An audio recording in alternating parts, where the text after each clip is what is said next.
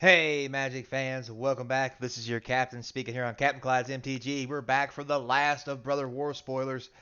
Not a lot left to look at, but there are some pretty sweet ones, so let's take a peek. Don't forget, try and get to 1,000 subscribers, so click the button and let's dive in.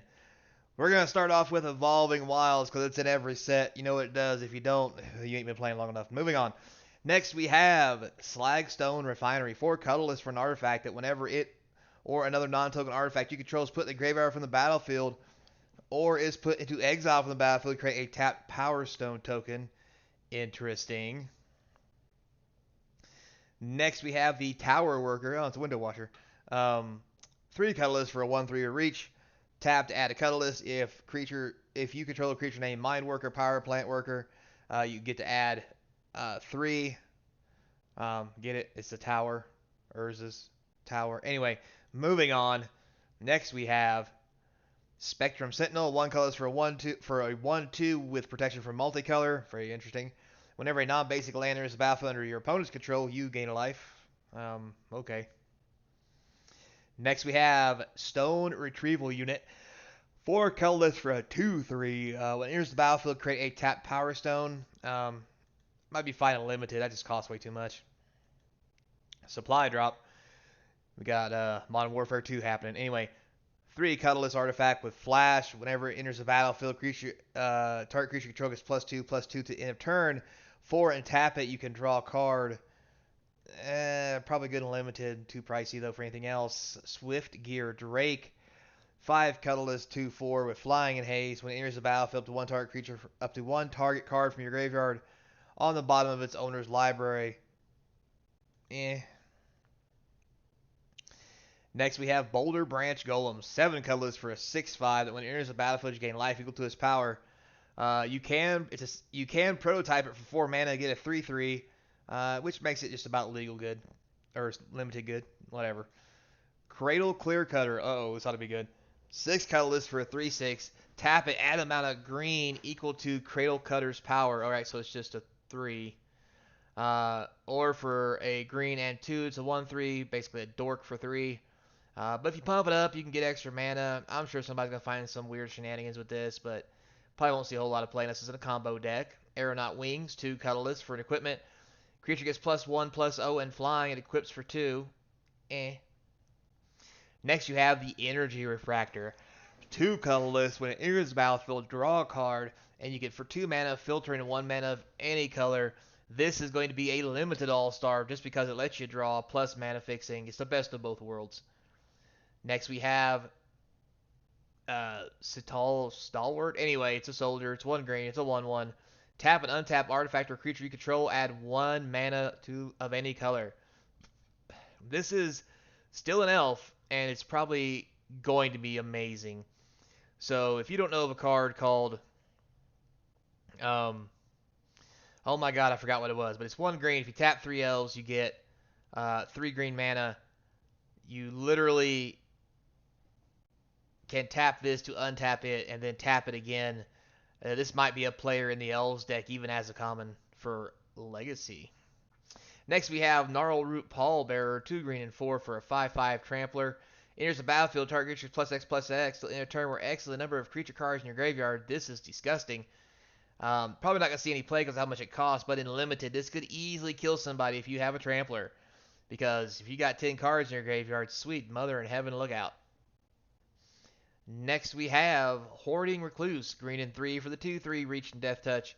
When it dies, put up to 1 target card from a graveyard on the bottom of its owner's library. Basic spider stuff. Tamakul Honor Guard, green and 1 for a 3/1 with Ward 2. I mean, I've seen worse. It's a good aggro card for limited. I mean, especially in a set with Giant Growth. Burrowing Razor Maw, green and 2 for a 4/2. When it dies, you mill 4. I mean, if you got a mill deck. Blitz Automation, 7 colorless for a 6/4 with haste. Or a 3/2 with haste for a red and 2. Seems like a good common to put in those limited decks, but that's probably as far as it's going to go. Tamakul Scrapsmith, red and 2 for a 2/1. When it enters the battlefield, you mill 3 cards. You may put an artifact card from among those cards milled this way into your hand. If you don't, put a +1/+1 counter on it. Not the best. Probably won't see much play. Next, you have a Rock Hunter, red and 1 for a 3/1 with Reach. This looks like a powerhouse for limited and for Red Rush. You don't see many things that for 2 mana can get you a 3/1 toughness. Plus, Reach is a bonus in case you need to block with it. Yeah, I think this is going to be a pretty good card. It's going to see play in definitely limited and maybe even standard. Next, we have Goring Warplow. 6 colorless for a 5/4 with Death Touch. Or, for 2 mana, you can make a 1/1 Death Toucher. Because that's the kind of things you do. Moving on. Next, we have Constricted Infantry. Red and 2 for a 3/1. When it dies, you create a 1/1 colorless soldier artifact creature token. Not bad for 3. I mean, it's easily playable, but I think it'd been a lot better if you got the token when it comes into play. But, whatever. Next, we have Dwarven Forge Chanter. Red and 1 for a 1/3 with Ward Pay to Life. And it has Prowess. Might be okay for a standard deck. Probably way too much for modern. But could possibly also be a pretty good card in limited if you have enough to trigger all the prowess, which is, a bunch of artifacts. Anyway, next we have Pendragon Strongbull. Red and 2 for a 2/3 for 1. Sacrifice an artifact. It gets +1/+1 till end of turn and deals 1 damage to each opponent. Not the best thing in the world, but playable limited. Next you have Emergency Weld. Black and 1, return target artifact or creature card from the graveyard to your hand, create a 1/1 soldier token.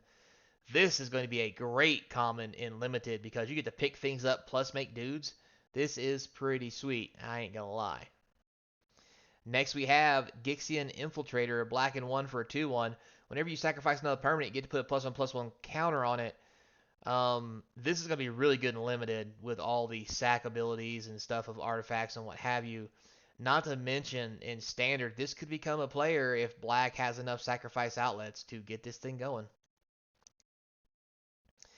Next, we have the Moment of Defense, black and 2. Target creature gets +2/+1, gains lifelink to end a turn, and you draw a card. Not the best thing in the world, but in limited, the ability to draw a card plus pump your creature, gain some life, is probably just what the doctor ordered. Next, we have Trench Stalker, black and 4 for a 4/5. As long as you've drawn 2 or more cards this turn, Trench Stalker has Death Touch and Lifelink. Seems fine as just a blank limited card. And if you happen to draw more than 1 card in a turn, i.e. the previous cards you just saw, Death Touch and Lifelink can come in handy. Next, you have Scatter Ray, blue and 1. Counter target artifact or creature spell unless the controller pays 4. Gonna be sweet for limited. Probably not so much for standard. Then we have the Wing Commando, blue and 2 for a 2/2 flyer with prowess. This is going to be an amazing card for limited because A, it flies, B, it's cheap, C, if you get prowess to go off, it's just a bonus. So, there you go.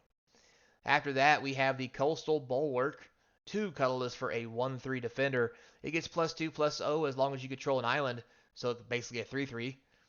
For 2 and tap, you can surveil 1. Also another great ability, especially in limited. Next, you have the Carrion Locust, a black and 2 for a 2/1 flyer. When it enters the battlefield, exile target card from an opponent's graveyard. If it was a creature card, that player loses a life. Seems pretty sweet for limited. We have Curate, blue and 1, instant, you surveil 2, and then draw a card. Not gonna lie, this is sweet. It'll be good and limited, but it won't take the place of Impulse in standard, that's for sure.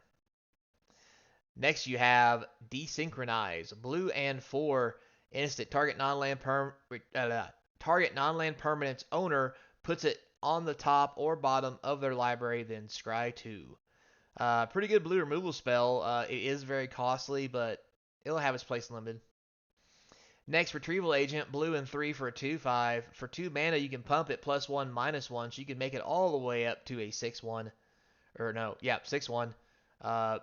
It's going to be great in limited, especially when you get an open board and get this bad boy in there. Do some serious damage.